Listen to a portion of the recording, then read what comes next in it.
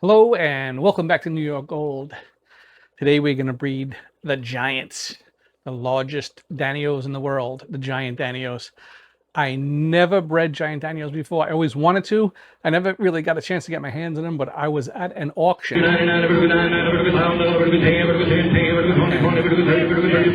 At this auction, they had a bag. There was 12 of them in the bag. Ended up getting them for like $20. So excellent price. And I finally got a chance to really give these guys a go.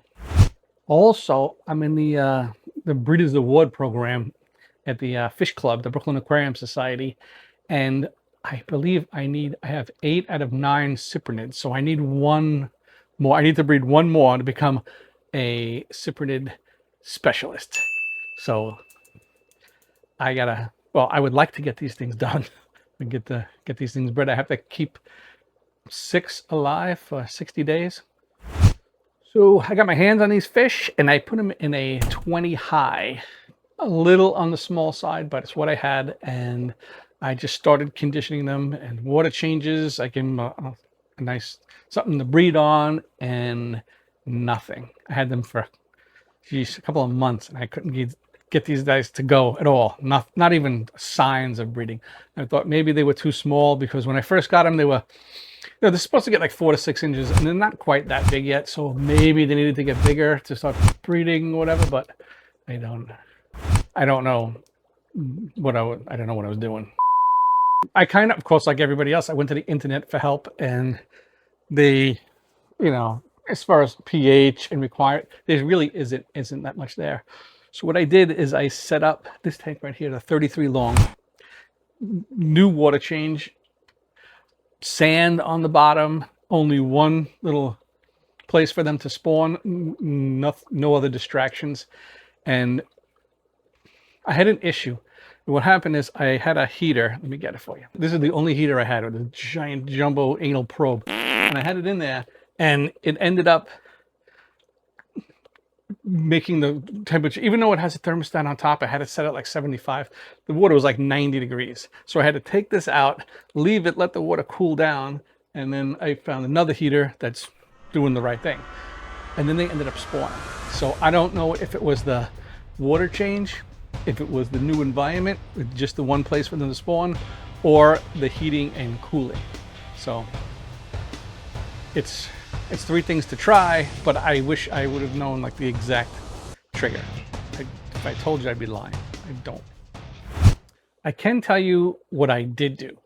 Conditioning, bloodworms, flake, and live baby brine. Get them going. pH in here, right at this, I'm not chasing, it's tap water is 7 pH. Aside from that heating and cooling issue, right now the tank is probably in the mid 70s. I'd say between 75 and 77. Nothing special. I didn't have to add RO or anything like that. So it's just really a very basic setup. Now, because I had so many of these things, I ended up losing one. I think I said that. So I had 11. I bought 12. I had 11.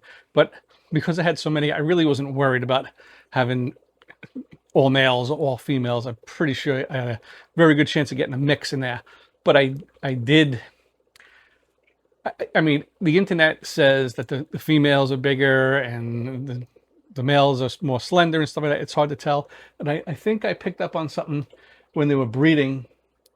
The males get their outer and like their anal fins get more like an orange, almost like a deep red to orange type of color.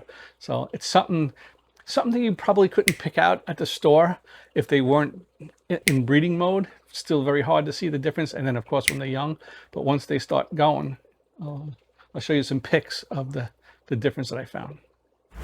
Okay, so I showed you the pictures first, and I told you I was going to show you the big deal. What are you, a YouTube cop? Please. Anyway, let's get to the nitty-gritty. Let me show you exactly how I got these things to breed and how we got the eggs and whatnot. So what I do is every day when I get home, I take this sucker out. Okay, so I will take this as a rock, just holding down the Java moss, and I take the Java moss out. I don't get rid of it. I don't discard it. I just move it to the side for a minute. And that's going to go into just a container for a second. Now in here, we're going to do the same thing we do with all the other stuff. We're going to give it a couple of squirts. Then we're going to swirl it. The difference is, though, these aren't like regular Danios. Their eggs have like an adhesiveness to it. They're a little sticky. So I get my magnifying glass. I don't know. It's hard to see. Let me see if I can get you guys in closer. Swirl these suckers. Get everyone dizzy. And if you look in the center, see all those little eggs bopping around? There they are. They have a little adhesive nature to them, so a lot of crap sticks to them. But when you suck them up and shoot them into the breeding tank, it all kind of comes off. And this is what I'm rearing them out in. So this is a couple of days ago. I had this Java moss and I pulled the whole tray and just stuck it in here. So what I do is I'll just send the eggs in. We didn't get too many, but we got some. About 48 hours, 78 degrees. That's pretty much how long it takes for these guys to start swimming around. Day 2. All right, here is my breeding setup. Doing the brine shrimp out of here, but I don't know if we can see this. See him right there? A fry. I did see a few around here, but can we zoom in? It's a fry stuck to the glass.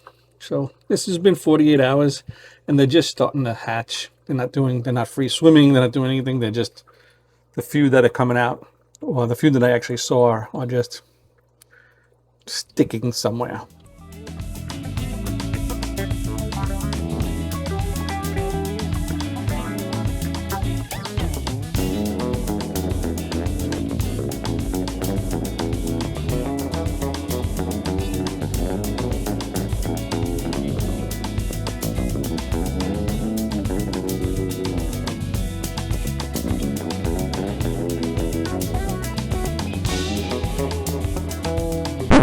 Halt, stop right there. Day 9, they started taking baby brine shrimp. So look for the orange bellies in the video.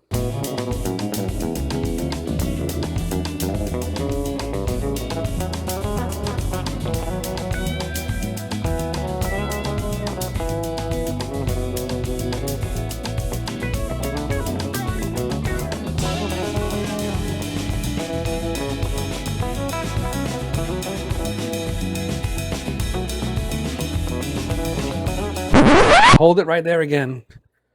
I know these interruptions are weird, but those, I'm backlighting those, the fry, and when the light hits them, it's going through them like prisms. So I've never had fry do that before, but it's pretty cool. All the colors of the rainbow.